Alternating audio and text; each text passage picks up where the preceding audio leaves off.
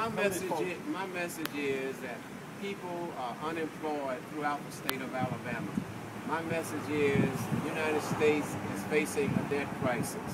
And we have a situation where Mr. Abraham has now told it all, how he used money from the Indians to elect Republicans who in turn use their influence to shut down legal businesses in the state of Alabama, and now we have some 10,000 people out of work in the gaming industry.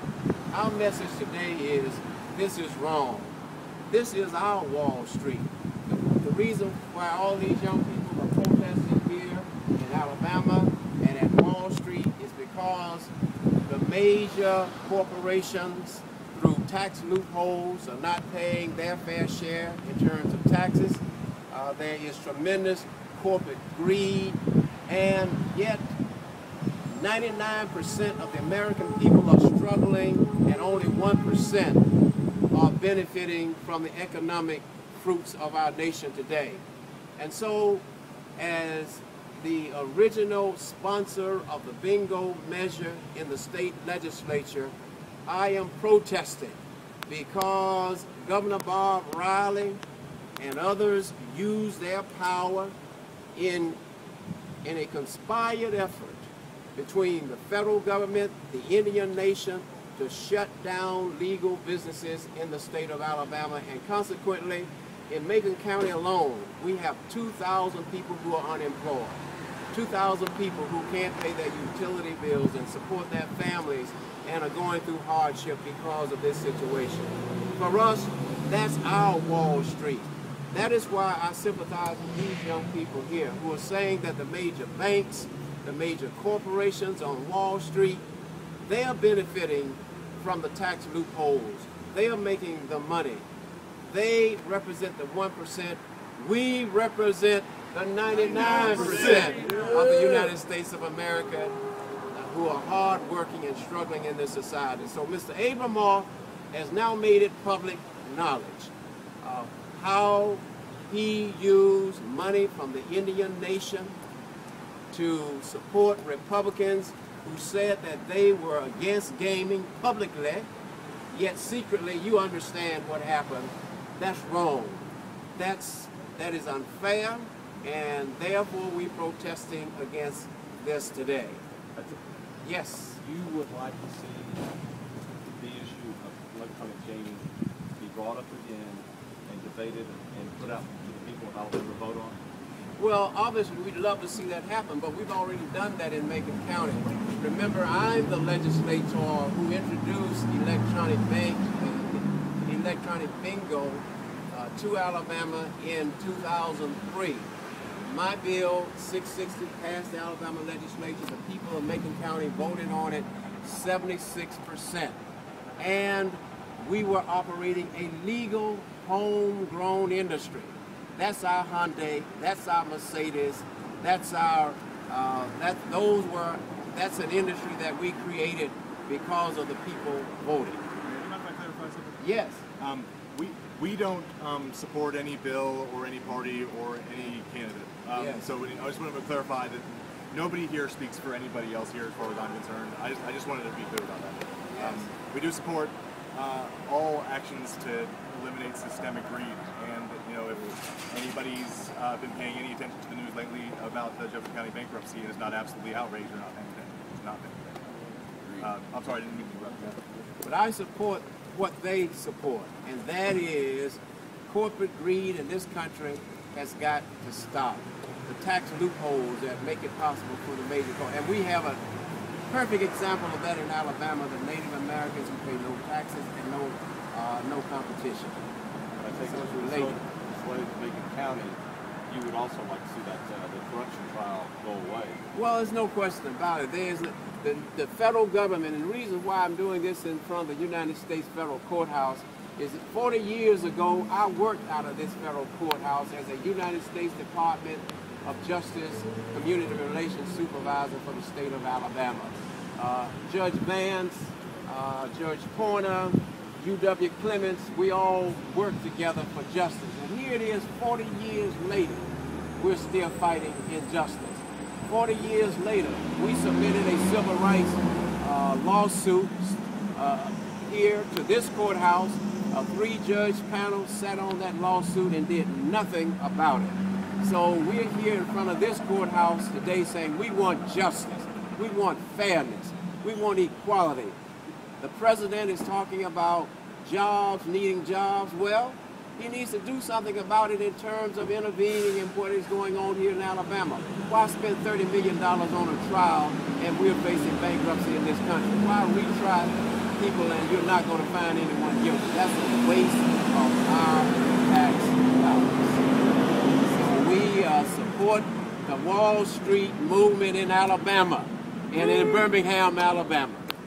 And for the Occupy Birmingham group, mainly you're just only here to support for the as you mentioned, you oppose corporate greed and such as that. We oppose money controlling government. Exactly. Money is kind of usurped free speech. Yeah. So the idea that Abramoff may have funneled money around here in Alabama and then just to circumvent a vote of the people, or that sort of fits in with your agenda there. It's the sort of thing that's been a plague of Alabama politics since they wrote the 1912 Constitution. The 1912 Constitution was instituted to force a regressive systemic. Can I get that real quick?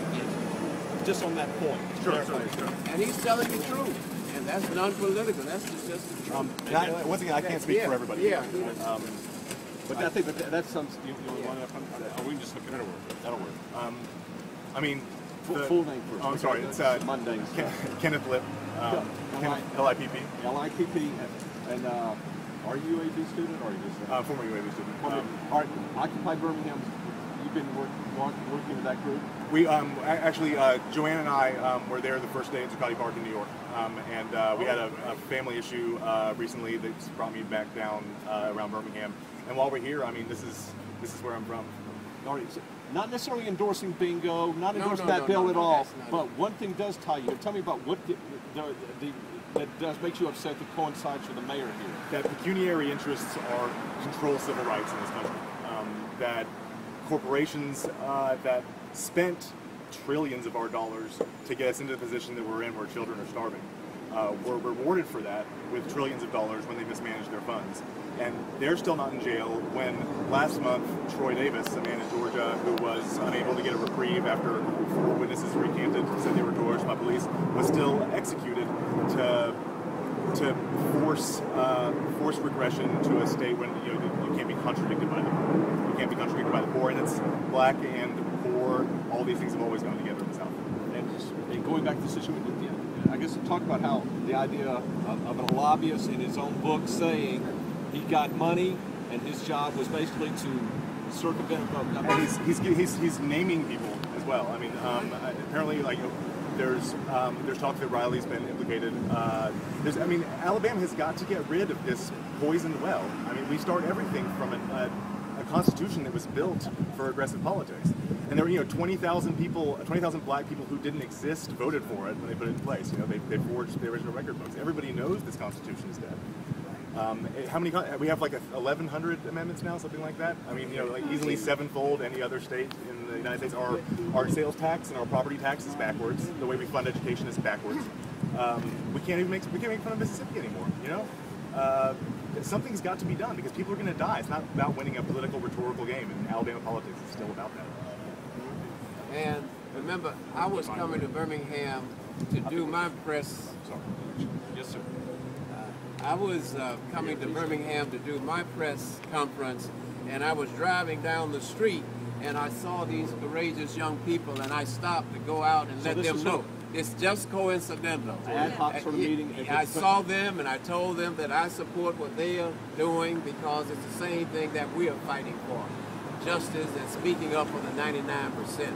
That's what we fight. And so they agreed to join me here. But bottom line, you see, again, one of the stories, the bigger looking picture. Alabama's in a lot of trouble money-wise.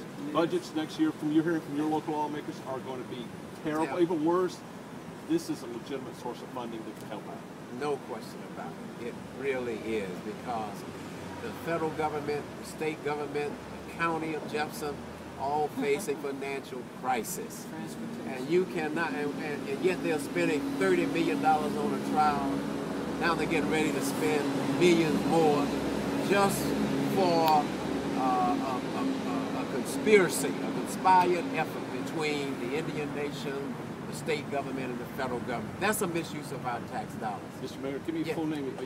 Johnny Ford. I know Johnny Ford, but your organization and basically describe it. I am now the founding co-chair of the National Policy Alliance.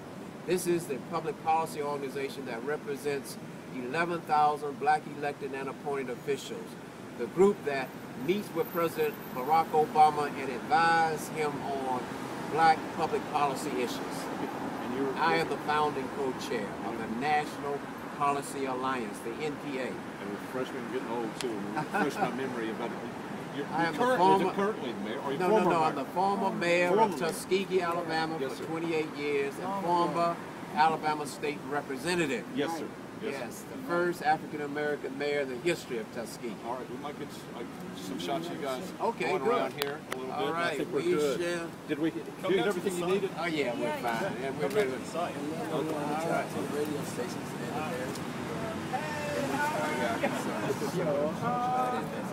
How are you?